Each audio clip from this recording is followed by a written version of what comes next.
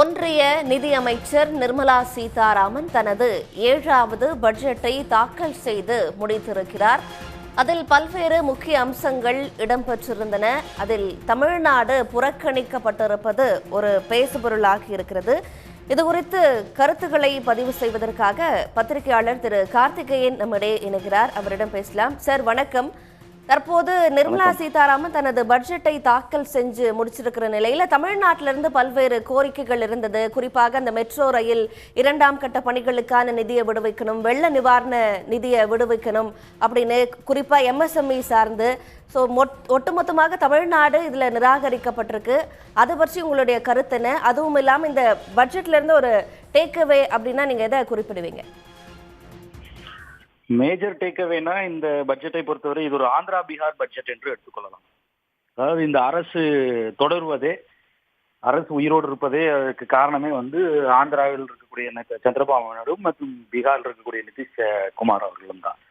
So அந்த இரு தலைவர்கள் அவர்களை திருப்திப்படுத்துவதற்காக பட்ஜெட்டில் சிறப்பு சலுகைகள், அது வெள்ள தடுப்பு திட்டங்களாக இருந்தாலும் சரி, இல்லை சிறப்பு நிதி பெறுவதாக இருந்தாலும் சரி, இல்ல அங்க இருக்கக்கூடிய கட்டமைப்பு வசதிகளை மேம்படுத்துவதா இருந்தாலும் சரி, அந்த 2 மாநிலங்களுக்கு பல்வேறு சலுகைகள், அதுவும் பெரிய அளவிற்கு நிதிகளாக கொடுக்கப்படவில்லை. ஒரு பினான்சியல் பேக்கேஜா 15,000 கோடின்னு சொல்லி ஆந்திராவுக்கு அனௌன்ஸ் பண்றாங்க. அதே போல பீகாருக்கும் சில திட்டங்கள் அனௌன்ஸ் பண்ணியிருக்காங்க. அதிலும் பெரும்பான்மையான திட்டங்கள் பல பன்னாட்டு வங்கிகள் இல்ல நிதி நிறுவனங்களிடம் கடனாக பெற்றுக் கொள்வதற்கு வழிவகை செய்யக்கூடிய திட்டங்களை தான் அனௌன்ஸ் பண்ணியிருக்காங்க. அவர்களுக்கும் நேரடியாக திரு சந்திரபாபு நாயுடுவோ நிதிஷ்குமாரோ கேட்டது போல ஆந்திராவுக்கோ பீகாருக்கோ ஸ்பெஷல் ஸ்டேட்டஸ் என்று கேட்டது ஏற்கனவே நிராகரிக்கப்பட்டு விட்டது. அவர்களுடைய கோரிக்கை என்பது ஸ்பெஷல் ஸ்டேட்டஸ், சிறப்பு அந்தஸ்து கொடுத்து அதன் அடிப்படையில் நிதி ஒதுக்கீடு செய்யப்பட வேண்டும் என்பதுதான். ஆனால் இவர்கள் மாறாக சிறப்பு நிதி திட்டங்களை அனௌன்ஸ் பண்றோம், ஸ்பெஷல் பேக்கேஜஸ் அனௌன்ஸ் பண்றோம் அப்படின்ற முறையை சில அனௌன்ஸ் பண்ணியிருக்காங்க.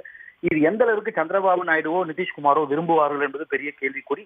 ஆனாலும் கூட இந்த பட்ஜெட்டினுடைய நோக்கம் என்பது நிதிஷ்குமாரையும் சந்திரபாபு நாயுடுவையும் திருப்திப்படுத்துவதற்காக தாக்கல் செய்யப்பட்ட பட்ஜெட்டாகத்தான் பார்க்கப்பட வேண்டும்.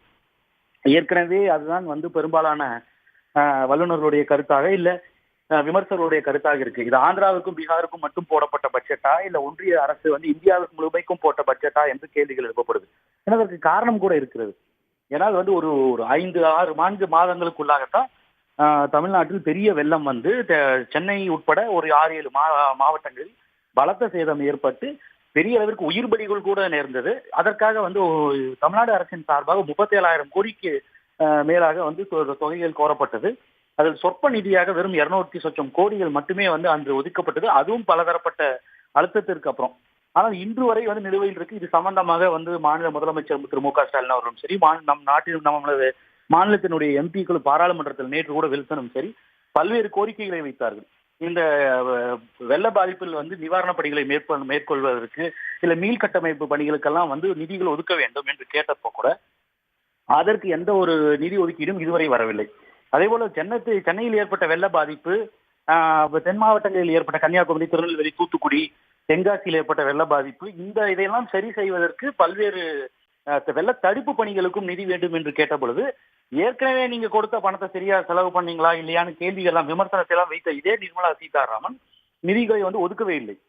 மாறாக நமக்கு வழக்கமாக பேரிடர் மேலாண்மை நிதியிலிருந்து கிடைக்கக்கூடிய நிதியை காரணம் காட்டி நிதியை ஒதுக்காமல் வஞ்சித்து வந்தார்கள் என்பது அவர்கள் மீது இருக்கக்கூடிய கடுமையான குற்றச்சாட்டு. அது உண்மையும் கூட.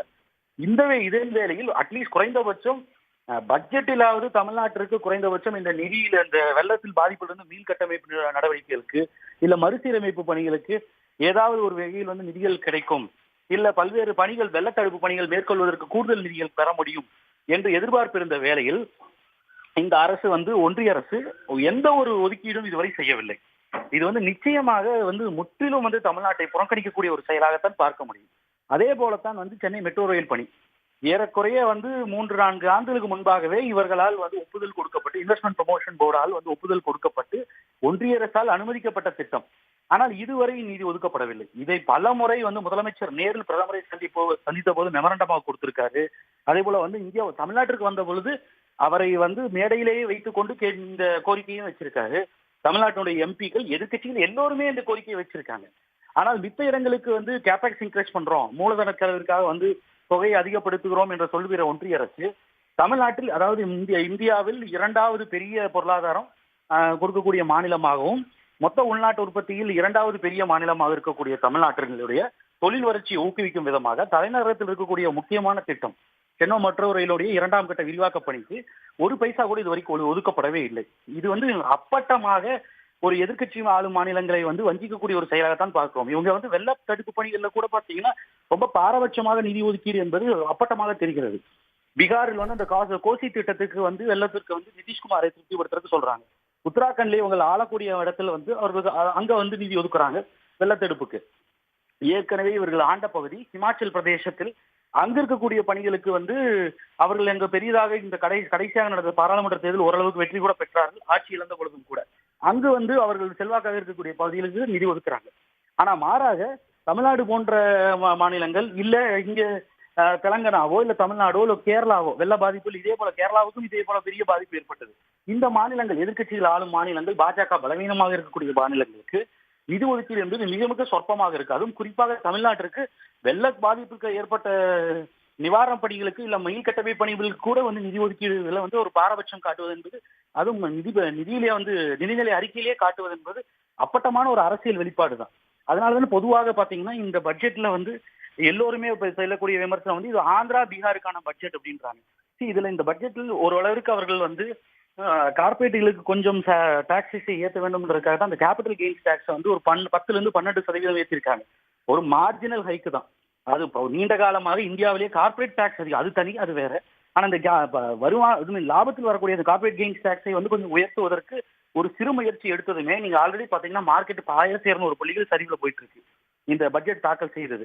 இந்த சமீப ஆண்டுகள்ல ஒரு பட்ஜெட் தாக்கல் செய்யப்பட்ட நாளில் இவ்வளவு வீழ்ச்சி அடைந்தது இதுதான்.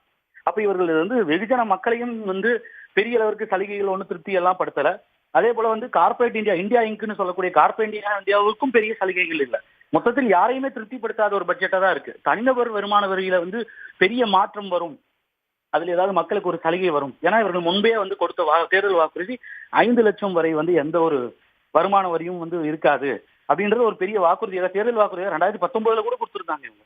அப்ப இந்த முறை அதுல ஏதாவது மாற்றம் வரும்னு சொன்னாங்க. இப்ப பார்த்தா புதிய திட்டத்தில், அந்த புதிய வருமான வரி திட்டத்தில், தனிநபர் வருமான வரி திட்டத்துல மட்டும் மாற்றங்களை கொண்டு அதுல ஒரு 10 லட்சம் ரூபாய் வரை வருமானம் பெறக்கூடியவர்களுக்கு ஓரளவிற்கு பயன் இருக்குதே ஒழிய, அந்த ஓல்டு டாக்ஸ் ரிட்டர்ன் பாலிசி இருக்கும் இல்லையா, பழைய டாக்ஸ் திட்டத்தில் இருக்கக்கூடியவர்களுக்கு எந்த ஒரு சலுகையுமே அனௌன்ஸ் பண்ணப்படலை. அதாவது வளர்ந்த இந்தியாவை உருவாக்குவோம் அப்படிங்கிற இலக்கோடு பட்ஜெட் தாக்கல் செய்யப்பட்டாலும் இது ஒரு பாரபட்சமான பட்ஜெட். ஆந்திராவுக்கும் பீகாருக்கும் மட்டுமே கவனம் செலுத்தப்பட்ட ஒரு பட்ஜெட் அப்படின்னு குறிப்பிடுறீங்க. இணைப்பில் உங்களுடைய கருத்துக்களை பகிர்ந்து கொண்டமைக்கு நன்றி திரு கார்த்திகேயன். உடனுக்குடன் செய்திகளை தெரிந்து கொள்ள சன் நியூஸ் பெல் ஐகானை கிளிக் பண்ணுங்க.